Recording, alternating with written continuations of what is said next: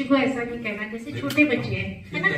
हम जैसे उन्हें स्कूल भेजना चाहते हैं, है ना, तो कई बार ठंड है, बच्चा कहता है नहीं मैं नहीं जाऊंगा, है ना, और अभी आपको पता है कि इतनी सारी छुट्टियां हुई हैं और उसके बाद भी हम ऐसा कहते हैं कि मत जाओ, तो ग्रेड पेरेंट्स साथ के साथ कह देते हैं कोई बात नहीं, कौन सा बीए की पढ़ाई है या फिर कौन सा इतना बड़ा हुआ है। जब हम उसके बेस ही मजबूत नहीं रखेंगे, कहीं ना कहीं ये सभी घरों में है, चाहे वो एजुकेटेड है चाहे वो अनएजुकेटेड है, कि वो अपने को भी ये है कि अगर वही है उस बच्चे के सामने कुछ ना डिसीजन हुआ है कि ये लेकर 8 मत नियम बना लेना, आप बाद में आपके पास बैठ के फिर मान लो तो अगले दिन के लिए क्या है। पहली बार ऐसा हुआ तो एक बार दोनों जने उसको थोड़ा सा इग्नोर करें और बाद में उसके बच्चे के साथ अलग होके आपस में बात करें तो ये समस्या सुलझ जाएगी। अब आप लोगों को भी जैसे पार्क में काफी अच्छी मुद्दों पे कई बार चर्चाएं मैंने देखी है, 1-2 महीनों मैंने भी कभी ना कभी पार्टिसिपेट किया है, तो वहाँ कई सारे अच्छे अच्छे मुद्दों पे चर्चाएं होती हैं, तो कभी इस मुद्दे पे भी आप लोग चर्चा करके देखें। नहीं सर, कहने का जैसे पटेला जी और पूरन जी का जो मुख्य विषय था ना, सिर्फ एक बात का है कि दादा दादी और माँ बाप और बच्चे गेट टुगेदर नहीं है, समय नहीं है किसी के पास, ना माँ बाप के पास समय है कि मैं अपने बाप की सुनूं या अपने बच्चों के भी कुछ समय दूं, बच्चे के पास तो वैसे ही नहीं है क्योंकि वो उछल ज्यादा होता है, और दादा दादी कहते हैं कि मेरे पास बैठे तो मुझसे बात करो, तो वो आपस की मिसअंडरस्टैंडिंग इस चीज को बढ़ावा ज्यादा दे देती है, या तो आप ऊंचा बोलोगे या इग्नोरिटी दोगे तो मिसअंडरस्टैंडिंग मिलेगी, दोनों समय नहीं है। वो बात जो भाई साहब ने कही ना, वही बात वो नहीं, उन्होंने एक सोल्यूशन दिया था कि अगर आप बच्चे को शुरुआत से ही चुप कराने के नाम पे मोबाइल नहीं देते हो तो ये समस्या बहुत हद तक सुलझ जाती है। एक इन्होंने जैसे वीकली का कहा, तो मैं उसमें छोटा सा सजेस्ट करता हूँ भी एक टाइम का खाना, जैसे आप डिनर हो सब तकरीबन घर पे होते हैं, इकट्ठा खाओ। आज भगवान की दया से साधन संपन्न है सभी, तो बच्चों का अलग टीवी होता है, दादा दादी का अलग है, माँ बाप का अलग है, या कुछ और है तो फैमिली में अलग है। ये टीवी ऐसी चीज है जो गेट टूगेदर इकट्ठा करोगे ना तो दुख सुख का और अच्छी बुराई का सब पता चलता है, दिन भर क्या हुआ बच्चे के साथ, माँ बाप के साथ, दादा दादी से, सबके टीवी अलग अलग हो गए, अपने अपने रूम्स में बैठे हैं, तो फिर उससे कोई अंडरस्टैंडिंग नहीं आती जी, परिवार बिखरता जाता है। नहीं, बहुत सारे बच्चे हैं, जैसे भी कल परसों भी कहीं कोटा में सुसाइड हुआ, अब हम सब के पास था आज की डेट में 1-2 बच्चे हैं, और जब भी किसी बच्चे का चाहे सुसाइड आईएएस की कोचिंग के लिए करता है या इसके कोचिंग के लिए करता है तो परिवार टोटल बिखर जाता है। लेकिन उससे पहले एकदम से नहीं वो सुसाइड करता कि अभी 1 सेकंड पहले दिमाग में और कर लिया, वो पहले से भूमिका काफी टाइम से बन रही होती है। इस विषय में आपने, मैं थोड़ा सा पिक्चर का उदाहरण दूंगा, आपने 3 इडियट का पहला सीन देखा होगा, बच्चा जब बर्थ लेता है ना, तो जैसे मान लो ये दादाजी है, मेरा बेटा इंजीनियर बनेगा, डॉक्टर बनेगा, सीए बनेगा, डिसाइड वहां होता है, बच्चा भले प्लेयर बनना चाहता हो, तो एक मानसिक शुरू से एक मानसिक प्रेशर डाला हुआ है ना, हर एक बच्चा कैपेबल नहीं होता कि वो इंजीनियर बने, सारे इंजीनियर बन जाएंगे तो बाकी फील्ड का क्या होगा, डॉक्टर्स बन जाएंगे तो क्या होगा, बाकी फील्ड में तो ठीक है, अलग अलग लोग बहुत अच्छे वो पर सैलरी पैकेज के अकॉर्डिंग ट्रैक्शन उनका है, आईटी वाली की सैलरी ज्यादा है, डॉक्टर्स की इनकम ज्यादा है, अगर मान लो वो छोटा सा बिजनेसमैन बन गया तो इनकम कम होगी, तो इसको प्रेशराइज इतना कर देते हैं, ना तो उसके स्किल पहचानते, जब वो 10th में है 11th में है, हाँ फिक्स डिसाइड है तू नॉन मेडिकल ले लेना, तू मेडिकल ले लेना, उसके लिए 2 लाख 4 लाख रुपए किसी कोचिंग पे खर्च कर दें, अरे बच्चे का स्किल ही नहीं है उधर जाने का, ना उसका मन है, तो आप कितना कुछ करो। ये मैंने आज के टाइम पेरेंट्स बाकी एक्टिविटी पे पैसे खर्च भी नहीं करना चाहते, जैसे अभी हमने एनुअल फंक्शन किया तो हमें पता है कि हमने उसके ड्रेसअप के लिए भी ना कैसे पेरेंट्स से नहीं, बच्चे को एनुअल फंक्शन में क्यों पार्ट लेना है, क्यों डांस करना है ना, तो बच्चे की भी तो उसमें थोड़ी सी खुशी है ना, जब उन्होंने परफॉर्म किया तो इतने खुश हुए शायद, हाँ, तो कहीं ना कहीं ये तो मैं अपनी बताता हूँ कि मेरे फादर, मैं 20 साल का था जब थोड़ा सा बीमार ज्यादा रहने लगे, मैं 23 साल का था, 21-22 साल का था, मेरी 3 छोटी सिस्टर थी, तो सारी जिम्मेवारी मुझ पर आ पड़ी थी, तो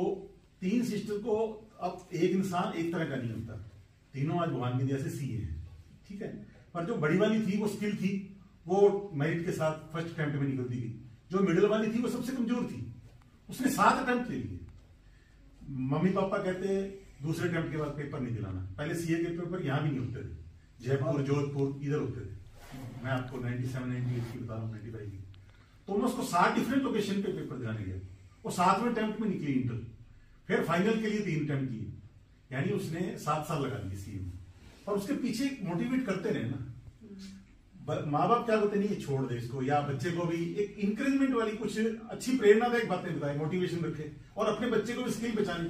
ठीक है जी, वो जो मेरे से जो छोटी है उससे बड़ी थी, उस जितनी एक्टिव नहीं है, वो नहीं कर पाएगी, वैसा थोड़ा टाइम लेगी। ठीक है, वो दूसरी फील्ड में जाना चाहे दूसरी फील्ड में चले जाए, कुछ भी नहीं करते, उसको वो बनाना है, उसके पीछे पड़े हो। सभी के साथ है ये, आपने सभी फेस कर रहे हैं। मैं अभी सब में छोटा हूं, इसलिए मैं भी जब दादा बनूंगा तो फिर और फेस करूंगा इस तरह की। ये तो 100% है, ये बच्चे के ऊपर समस्या अपनी लाइफ में झेली है। उसको एंजॉयमेंट के लिए कुछ दिया ही नहीं जाता, गेम्स के लिए जाना चाहता है तो कहते हैं छोड़, तूने क्यों जाना है, अपने पढ़ाई पे फोकस कर, तो टॉपर मतलब हर तरफ से वो कह रहा था टॉपर आ, स्कूल बेशक मत जा, स्कूल में टॉपर आना चाहिए। 2.5 साल के बच्चों को ट्यूशन वो भेज देते हैं, 2 साल के बच्चा ट्यूशन जा रहा है, वो परसेंटेज पे डिपेंड मतलब है, वही है, इतना उनपे 99 लाना आपको मजबूरी है, और वो टीचर से वरना मतलब पीछे रह जाओगे। बच्चे का किसमें इंटरेस्ट है किसमें नहीं इंटरेस्ट, वो नहीं है। क्या उसके माँ बाप बेसिकली मम्मी उसको पढ़ा नहीं पा रही, इसलिए वो ट्यूशन के दोनों कारण है। इसके लिए एक आपको छोटा सा मेरे पड़ोस का उदाहरण देता हूँ। एक बच्ची है ज्योति गर्ग, वो बहुत छोटी है, यानी मतलब मेरी तीनों सिस्टर से काफी छोटी थी, तो पढ़ने आती थी घर पे मेरी मिसेज के पास। तो उसके पापा अच्छा बाजार में काम है, तो इसको तो जी IIT के लिए डालना है, वो डालना है, ठीक है। तो उसको +1 में इधर डाला था आपके कोचिंग सेंटर पे, 1.5-2 लाख रुपए फीस देंगे। वो एक रात को घर पे अंकल आप ऐसे करो, फीस अभी पापा ने 50,000 दी है, मेरा मन नहीं, मैं लॉ में जाना चाहती हूँ। तो मैं भाई साहब के पास पीछे रहते गया, मैंने कहा कि ऐसे मत करो। वो कहे जी आप तो मेरी बच्ची है, मैं कही बच्ची का बर्बाद नहीं कर रहा, एक सलाह दे रहा हूँ, अभी सिर्फ 50 लगाए, एक अभी आपने नहीं दी है, और ऊपर वाले इसको लॉ कॉलेज में एडमिशन करा, उसका मन उधर गया। भगवान की दया से उन्होंने मानी, और वो पिछले आपके काम वो पॉजिटिव भी करते हैं। लेकिन यहाँ जब हम बच्चों की पढ़ाई के बारे में, जो बच्चे वीक हैं, जब उनके बारे में कोई बात करते हैं तो वो कहते हैं जी हम घर पे ज्यादा कुछ नहीं कर सकते बच्चों को, वो फिर दादा दादी हम पे गुस्सा होते हैं, और वो मतलब नाम दादा दादी का लेके और अपने आप को साइडलाइन कर लेते हैं। मैंने ये चीज बहुत अच्छे से देखी है, क्योंकि अब लगभग 28-30 साल हो गए इस फील्ड में, तो अब हालांकि खुद भी दादा बन गया, अब आगे कब खुद के साथ क्या बीते भी पता नहीं। नहीं ये सही है, वैसे हमारे पास प्रॉब्लम भी यही आती है। एज ए पेरेंट्स मोस्टली जैसे बच्चा अगर स्टडी नहीं कर रहा है, तो मैंने भी ये प्रॉब्लम फेस की है कि मेरे जो बेटे के दादाजी हैं या दादी जी अभी कौन सा कंपटीशन की तैयारी करने लग रहे हैं, अभी से मार रहे हो उसको, तो ये चीजें मतलब सुनने को आती है, हम कुछ कह नहीं पाते। और जब स्कूल में आते हैं तो टीचर से कहते हैं जी आपका बच्चा स्टडी नहीं कर रहा, तो टीचर से भी हमें सुनना पड़ता है, और घर पे जो है उनके ग्रैंड पेरेंट्स है उनसे भी सुनना पड़ता है। तो एज ए पेरेंट्स स्थिति कई बार ऐसे होते हैं कि हमें समझ नहीं आता कि हम क्या करें। समाज में जैसे एक और समस्या भी देखते हैं, बारी बारी से सब पे अपने डिस्कशन कर लेंगे कि अब जैसे हम सब लोग रेगुलर पार्क वगैरह में कहीं ना कहीं जाते हैं। अब पार्क में आप किसी भी टाइम चले जाओ, कुछ ऐसे लोग बैठे हैं जहां हमें लगता है कि पार्क में सिर्फ कुछ और काम करने के लिए है, पार्क में जो उस तरह से है बातचीत करने का माहौल या और है वो नहीं होता। बहुत कुछ ऐसा देखने को मिलता है कई बार पार्क में, जो आजकल क्योंकि हमारा जो एरिया है ये कोचिंग सेंटर एरिया के नजदीक हो गया है, तो उस चक्कर में बहुत कुछ ऐसा होता है कि जो हमें बर्दाश्त भी नहीं होता, पर अब जनरेशन को हम कुछ कहने लायक स्थिति में भी नहीं है। ऐसी छोटी मोटी कई सारी समस्याएं हैं, और कारण इसका सबसे पीछे यही आता है कि बच्चों में संस्कार की थोड़ी सी कहीं ना कहीं कुछ हम कभी देखते हैं, हम भी उनके कई बार मुंह नहीं लगना चाहते, क्योंकि अगर कोई बच्चे आसपास कहीं झगड़ रहे हो तो हम सब उनको कंट्रोल करते हैं जाके बेटा मत करो ऐसा,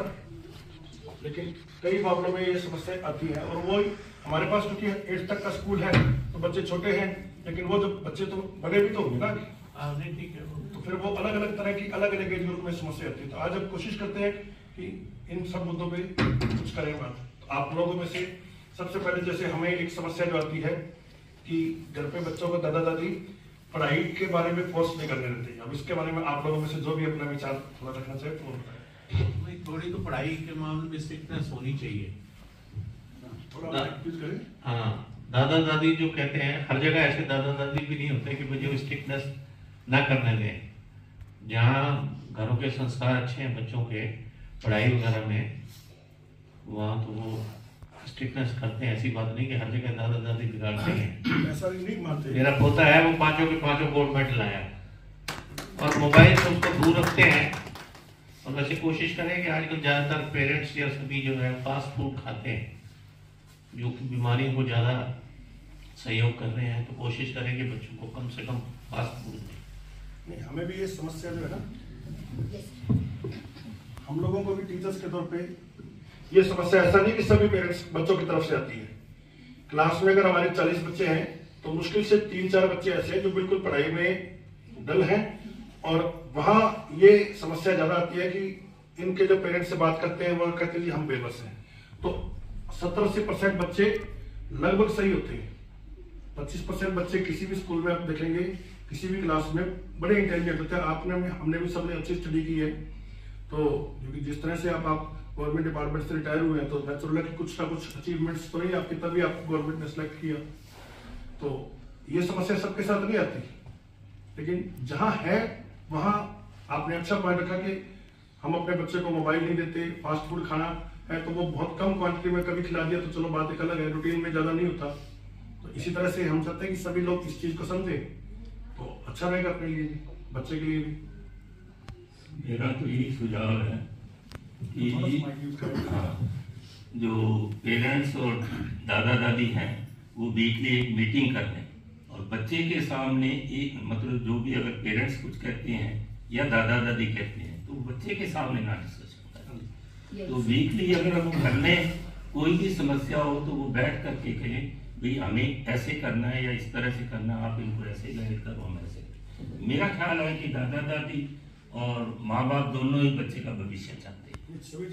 हाँ जी, तो वो इस बात से एग्री हो जाएंगे, या छोटी मोटी बातें होंगी तो हम बच्चे के सामने आ जाए उसको इग्नोर कर दें। आपने अच्छा